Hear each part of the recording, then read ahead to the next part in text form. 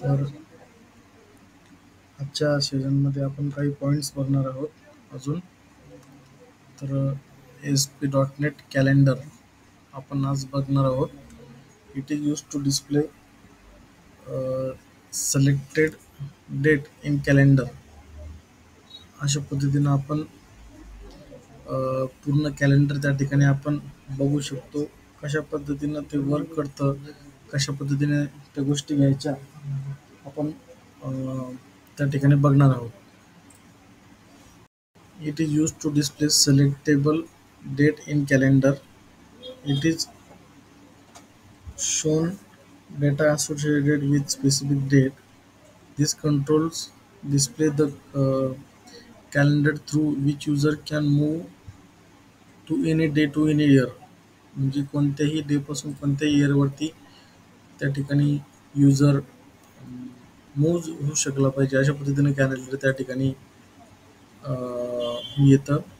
ते आपण drag on ड्रॉपद्वारे घेऊ शकतो किंवा त्या ठिकाणी कोड राईट करून सुद्धा त्या ठिकाणी घेऊ शकतो. Okay. Server renders it as HTML control and produce the following code to the browser. ब्राउझरवरती तो कोड रन होतो. त्यानंतर table I D calendar 1 collapsing 0 cell padding 2 आणि टायटल कॅलेंडर. ओके. तर ते टेबल घेतले आणि टेबलमध्ये अशा पद्धतीनं आपण त्या ठिकाणी कॅलेंडर घेतलेलं आहे. ओके. HTML कंट्रोलसाठी अशा पद्धतीने कोड प्रोड्यूस करतो. त्याचे काही फील्ड्स आहेत, कंट्रोल्स आहेत, ते कोणते कोणते आहेत आपण बघू. ॲक्सेस की आहे, ते कीबोर्डवरती शॉर्टकट वरती आपण कंट्रोल करू शकतो. त्यानंतर टेबल इंडेक्स आहे, the tab order of the control आपण काय करू शकतो, टॅब कंट्रोल करू शकतो. बॅक कलर आहे, जे की आपण बॅकग्राऊंडला कलर देऊ शकतो. बॉर्डर कलर आहे, आपण बॉर्डरचा कलर चेंज करू शकतो. बॉर्डरची विड्थ आहे, त्याची विड्थ आपण वाढवू शकतो. त्यानंतर फॉन्ट आहे, फॉन्ट कमी जास्त करू शकतो, फॉन्टचा कलर चेंज करू शकतो. टेक्स्ट आहे, कोणतेही टेक्स्ट त्या ठिकाणी सेट करू शकतो. टूल टिप आहे, टूल टिपवरती माऊस ओव्हर केल्यानंतर जे काही थोडीशी स्मॉल इन्फॉर्मेशन आपल्याला दिसते त्या ठिकाणी टूल टिप आपण ॲड करू शकतो. त्यानंतर व्हिजिबिलिटी ऑन ठेवायची की ऑफ ठेवायची ते सुद्धा आपण बघू शकतो. तर हाईट वाढवू शकतो, विड्थ वाढवू शकतो. त्यानंतर नेक्स्ट मंथमध्ये कोणतं टेक्स्ट दाखवायचं आहे, कोणतं बटन ॲड करायचं आहे ते पण आपण बघू शकतो. टायटल फॉर्मॅट आहे, जे की जे काही हेडर असेल त्या हेडरचं टायटल त्या ठिकाणी चेंज करू शकतो. त्यानंतर डे हेडर स्टाईल आहे.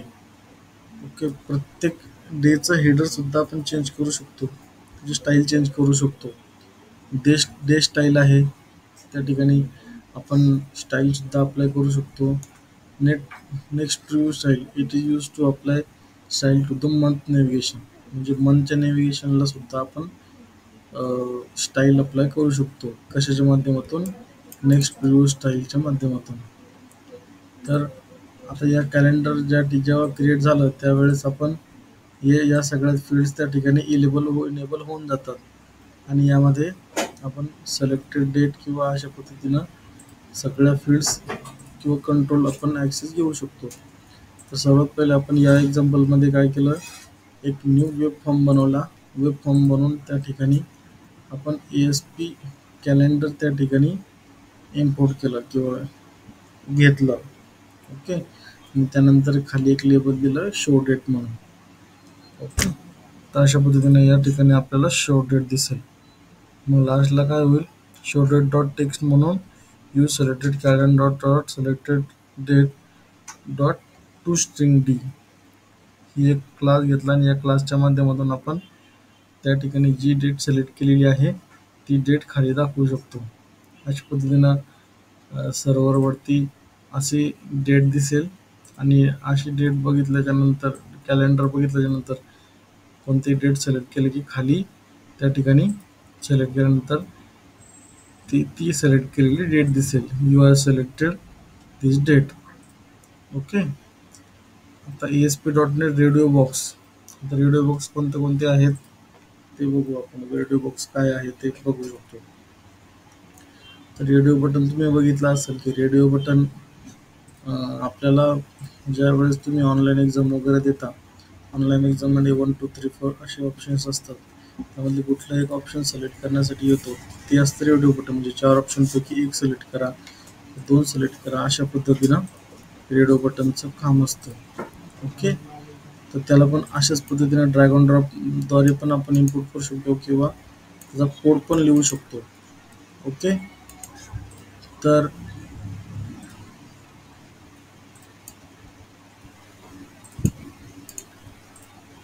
त्याच्याही काही फील्ड्स आहेत.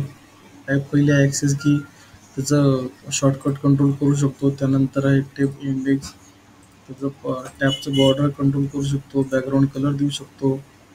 ओके. बॉर्डर कलर चेंज करू शकतो, त्याची विड्थ चेंज करू शकतो, फॉन्टचा कलर चेंज करू शकतो, फॉन्टची साईज वाढवू शकतो, कमी जास्त करू शकतो, टेक्स्ट टाकू शकतो, टूल टिप ॲड करू शकतो, त्याची व्हिजिबिलिटी चेंज करू शकतो, हाईट विड्थ कमी जास्त करू शकतो आणि त्याचं ग्रुपचं नेम सुद्धा आपण चेंज करू शकतो. तर कशा पद्धतीने घ्यायचं रेडिओ बटन बघा. ASP radio button, ID radio button 1, run at server, text male, group name, gender, अशा पद्धतीनं आपण एक रेडिओ बटन त्या ठिकाणी क्रिएट करू शकतो. आणि लास्टला एक ठिकाणी एक लेबल देऊ शकतो. आणि या ठिकाणी आपण एक बटन घेतलं, एक रेडिओ बटन घेतलं आणि एक बटन घेतलं नॉर्मल, आणि या ठिकाणी एक सिंपल लेबल घेतलं. तर त्या लेबलवरती काय होईल, generator ID dot text, this is gender, radio button 1 dot text, त्याला सर्व्हरद्वारे रिस्पॉन्स पाठवला. तर ग्रुप नेम ॲड केलं, काय मेल, समजा जर मेल सिलेक्ट केलं तर मेल येईल, आणि जेंडर फिमेल सिलेक्ट केलं तर फिमेल येईल. अशा पद्धतीने आपल्याला आपण इझिली या गोष्टी दाखवू शकतो वेब सर्व्हरचा यूज करून. ओके.